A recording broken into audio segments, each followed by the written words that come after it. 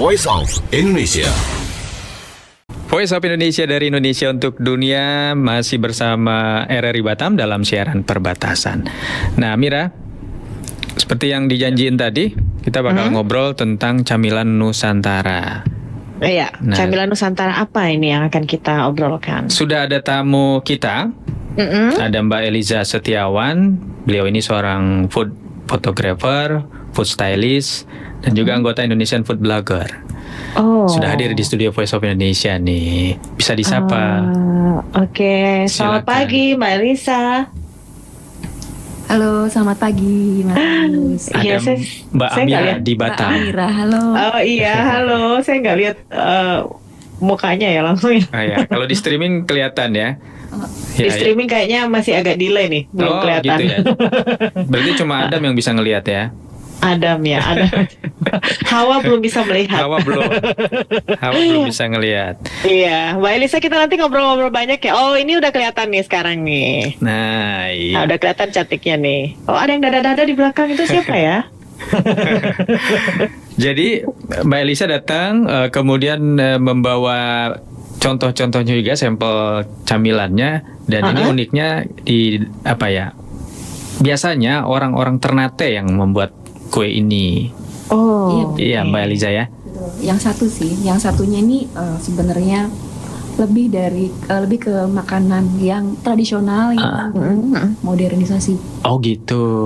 Oke. Yang dari Ternate apa ini yang Yang dari Ternate bisa ditunjukin ini- kali ya? Ini namanya pisang coe. Pisang coe. pisang coy. Kelihatan, Amira? Belum kelihatan. Belum kelihatan. Oke, Di streamingnya belum kelihatan. Oh, Masih karena delay delay seperti ya. Ya, kalau penonton pastinya udah ngelihat nih. Terus Sama ini namanya getuk bulung. ini getuk ya, agak dimiringin gini Bu ya. Oke. Warnanya pink ya. Warnanya pink sama Lucu banget. putih.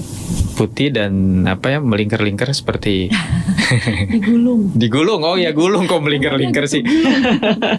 Kayaknya kelihatan di sini cuman sedikit aja deh, sepotong aja yang kelihatan ininya, kuenya. Oke, nah, ini yang dari Ternate unik banget karena apa ya? Kalau kita itu mengenal Nagasari, nah ini lebih apa ya? Lebih ada pisang-pisangnya itu kelihatan menyatu dengan tepung begitu, tapi kotak-kotak bentuknya. Memang Dan Oh. di atas ada kenari ya itu ya? kenari harusnya, cuma nih karena saya ini lagi nggak ada stok kenari jadi pakai almond, tapi harusnya pakai kenari. Oh, aslinya kenari. Ini pakai almond.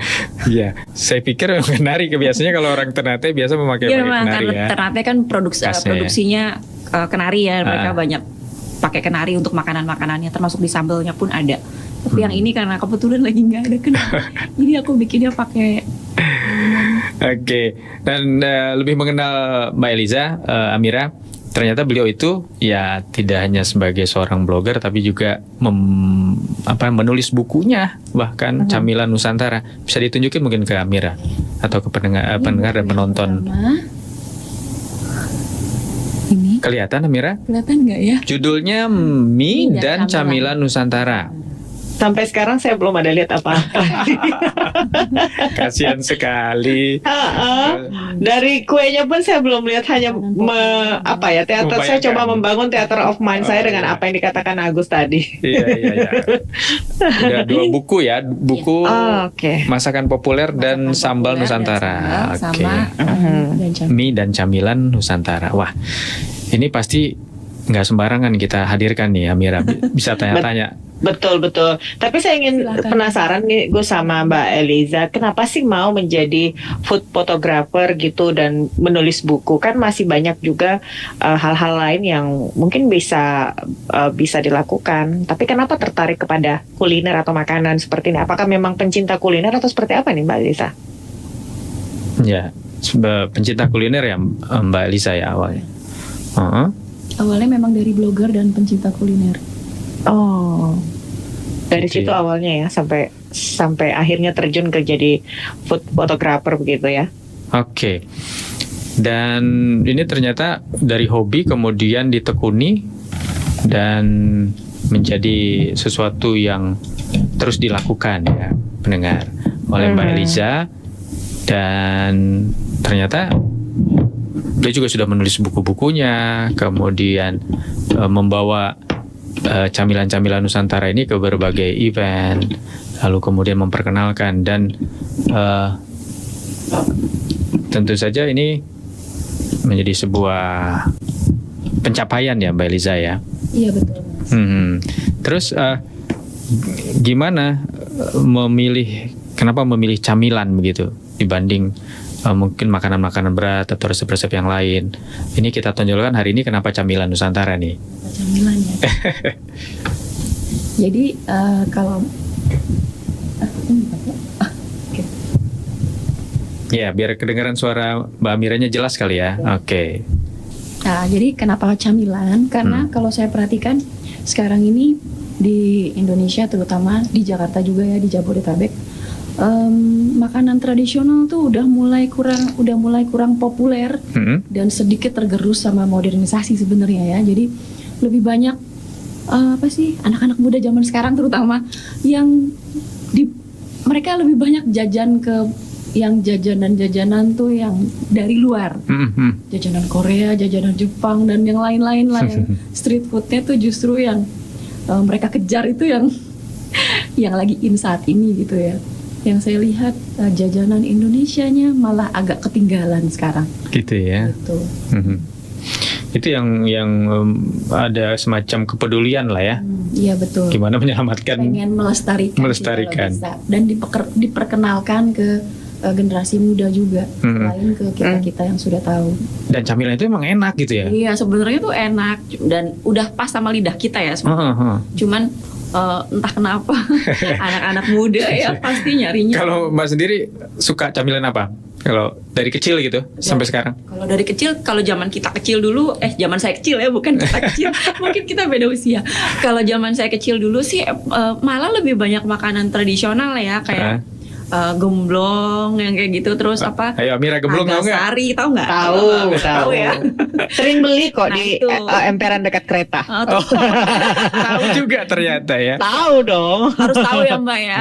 Tahu. Kalau di Sulawesi Selatan atau di sini pun namanya berbeda. Iya betul. Itu juga salah satu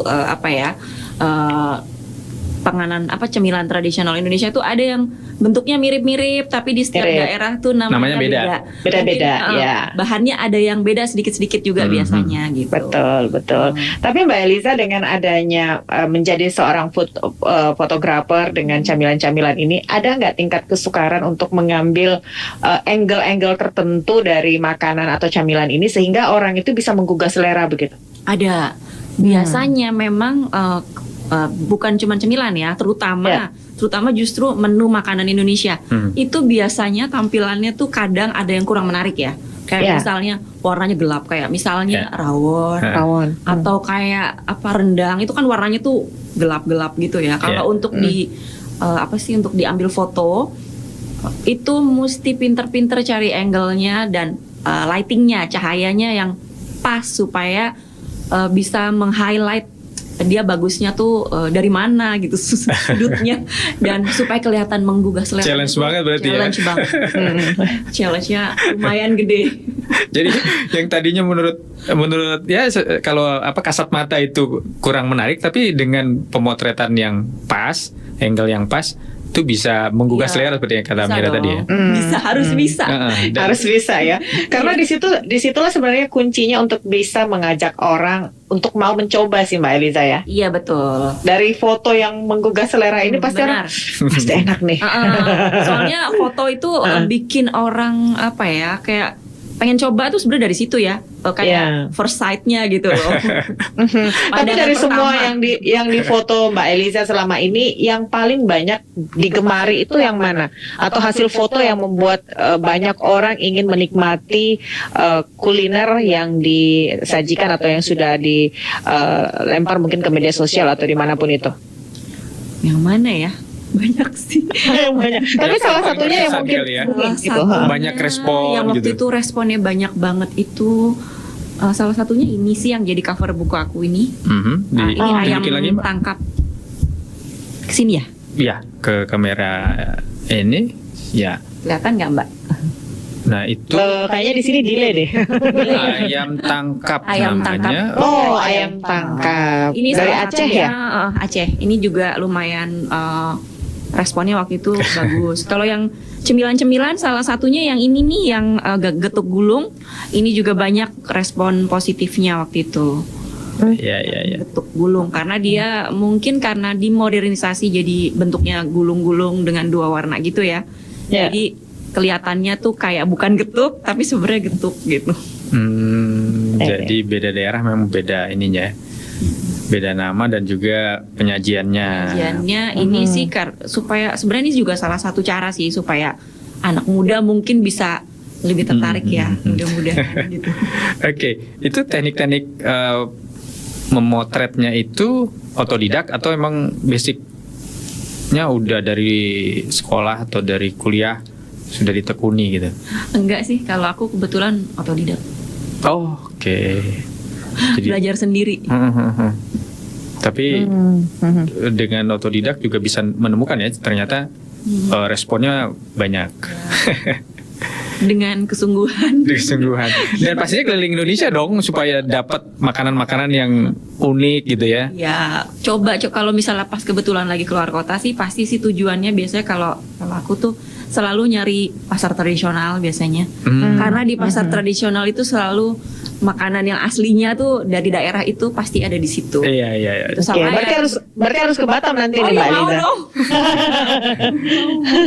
Udah pernah belum? Belum, Oh, belum. kebetulan. Wah, di Batam banyak banget. Nah, iya. Banyak banget jenisnya. Batam. Di Batam banyak jenisnya dan yang paling banyak adalah seafood sih sebenarnya. Iya, karena dekat sama laut. Biasanya Indonesia gitu ya, selalu makan Ya. yang dekat dengan wilayahnya dekat sama laut pasti makanannya banyak seafoodnya. Kalau yang di pegunungan biasanya pasti banyak yang sayur-sayurannya dan yang gitu. Keunikannya beda-beda ya. Iya, Tapi betul. semuanya unik dengan versinya masing-masing ya. Betul.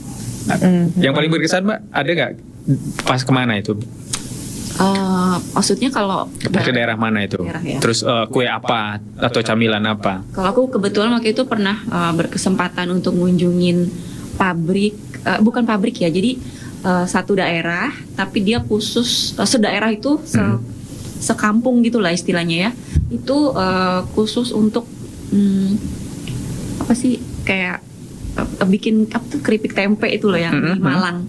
Jadi dia tuh satu daerah gitu, satu wilayah yang besar, lumayan mungkin kayak satu RW gitu kali ya. Itu semuanya memproduksi keripik tempe, mulai dari bikin tempenya, terus pokoknya ngolah sampai udah jadi tinggal dijual ke pasar itu. Itu buat aku berkesan sih karena nggak nyangka kalau prosesnya tuh seribet itu juga ternyata dari bikin tempenya mereka tunjukin caranya. Oh, dari bikin tempenya? Dari bikin tempenya. Dari kedelainya, cara ngolah kedelainya pun aku gitu diajarin gitu. Oh ternyata tuh nggak sesimpel itu. Sementara kita makan tuh tinggal gitu. Langsung makan ya. Langsung makan udah enak gitu. Kirain awalnya mereka belanja tempe yang udah jadi. Itu mereka bikin di situ. Bikin tempe. sendiri. Oke. Wow. Dari nol. Dan itu menarik banget sih buat aku waktu itu pengalaman. Mbak Eliza, sudah berapa banyak yang mungkin dijadikan objek untuk difoto selama ini, mulai dari awal hobinya sampai dengan sekarang? Yang imbangkah antara camilan dan juga makanan-makanan khas tiap daerah? Kayaknya kalau banyaknya aku udah nggak ingat ya, banyak banget. Tapi antara itu keduanya yang persentasenya cukup tinggi yang mana nih? Foto-foto Persentasenya cukup makanan. tinggi justru yang makanan sih. Kalau dibandingin cemilan ya, lebih banyak yang makanan. Ya. Tapi ada segmentasi tersendiri kali ya, camilan ya. Kalau segmentasi sih sebenarnya sama aja ya.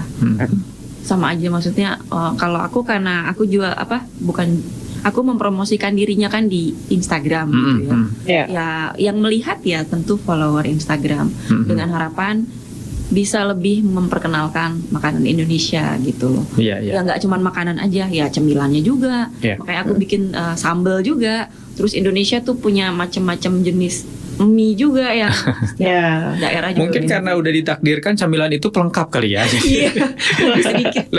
Lebih resep makanan utamanya yang diburu orang. Dicari. Kalau cemilan banyak, sebenarnya istilahnya lebih gampang dicari di pasar ya, maksudnya lebih gampang beli. Gitu. Nah ini kan apa ya, banyak sekali yang sudah menjadi objek pemotretan Mbak Eliza ya. Tentu memiliki kesan-kesan yang mendalam juga nih, betapa kayanya Indonesia dengan ragam camilan gitu ya. Terus kemudian pengolahan yang sedemikian rupa, ribet dan segala macam.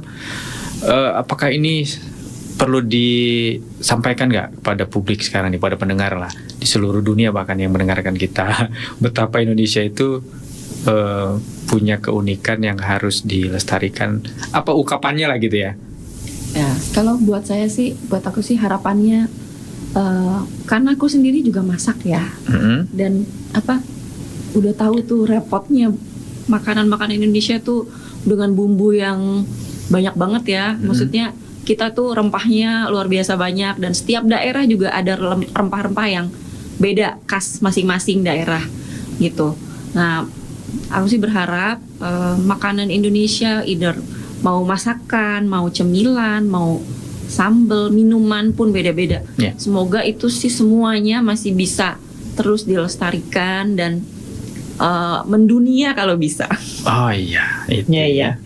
Oke, Dan mudah-mudahan. itu emang tugas kita juga sih untuk memperkenalkannya, melestarikannya dan membawa itu ke level yang Betul. lebih tinggi dan lebih luas. Lebih naik kelas lagi Ya, naik karena kita kelas. bayangin betapa repotnya, tapi betapa baiknya mereka gitu ya, ibu-ibu se-Indonesia itu dengan menjual harga yang sangat-sangat terjangkau dengan padahal kerepotan sekali ya membuatnya.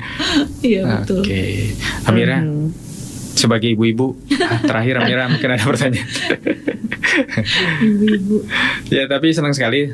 Terima kasih sudah hadir di studio Voice of Indonesia, Mbak Eliza. Sama-sama, Mas. Sukses selalu dan selalu potret yang cakep-cakep dari camilan Nusantara Iya. supaya kita tergugah terus untuk menikmatinya. Jangan lupa ke Batam, Mbak Eliza. Nah, Kalau ke Batam saya hubungin deh Mbak. Iya, boleh langsung datang ke area di Batam saja. Mbak Amira sudah sangat terkenal di Batam. Pokoknya Oh gitu ya, Batam wah asik. yang punya. Bisa nemenin kuliner ya Mbak ya. Iya, nanti kita temenin kuliner di sini. Oke, sekali lagi terima kasih. Sehat, sukses selalu untuk Mas Agus. Mbak Eliza dan teman-teman food blogger dan Ya, di kemudian juga Indonesian food blogger ya. Indonesian food blogger ya, IDFB. IDFP ya betul.